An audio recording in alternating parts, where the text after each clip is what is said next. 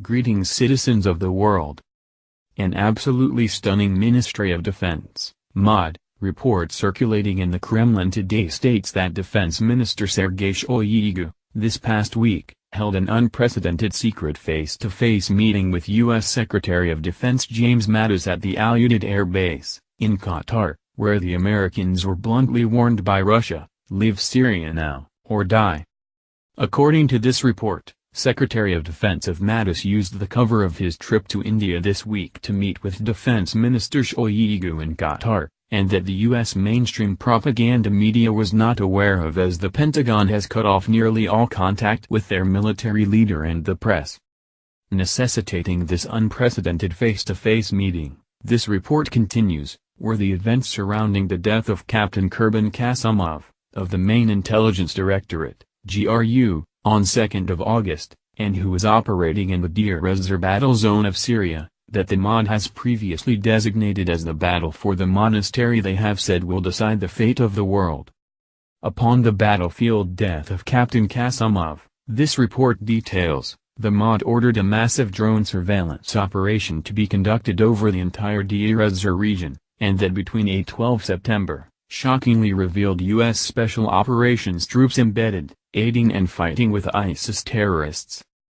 In publicly releasing, just hours ago, the drone surveillance photos proving U.S. Special Operations forces are working hand-in-hand with ISIS terrorists in Syria, the MOD further stated that despite the strongholds of these U.S. Special Forces being located where ISIS troops are currently deployed, there are not even signs of the organization of a battle outpost, meaning that these U.S. military troops felt absolutely safe in the area held by these Islamic terrorists.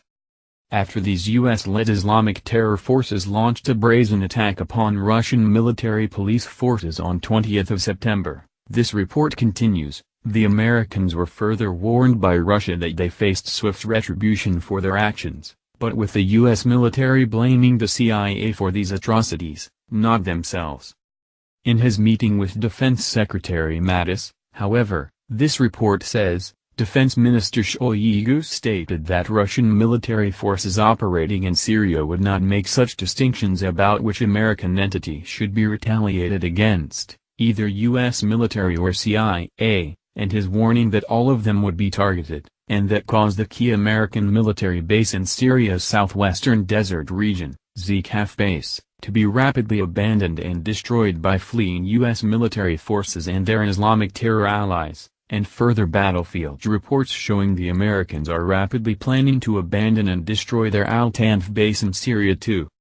With Russia pouring into Syria massive numbers of tanks and military fighting vehicles, along with deploying advanced Russian-made air defense systems, this report notes, the U.S.-backed Islamic terror forces in Syria are continuing their vast withdrawal before Syrian Arab army forces in both Deir ez-Zor and Raqqa provinces, and to such an extent that Russian allied forces in Syria have now reached the milestone of crossing the Euphrates River. In preparation for this war nearing its end, this report further details, Foreign Minister Sergei Lavrov has, once again, told the Americans to leave Syria, because unlike Russia, the U.S. is operating there in violation of international law. In the furtherance of peace in Syria, too, this report continues, Saudi Arabian King Salman al Saud is in the final preparations for his historic trip to Russia, while at the same time, Defense Minister Shoigu will make a rare visit to Israel to meet with his counterpart, Israeli Defense Minister Avigdor Lieberman, and with the agenda of both of these meetings seeking to find a way to end the United States' catastrophic Middle East wars that have killed and maimed millions.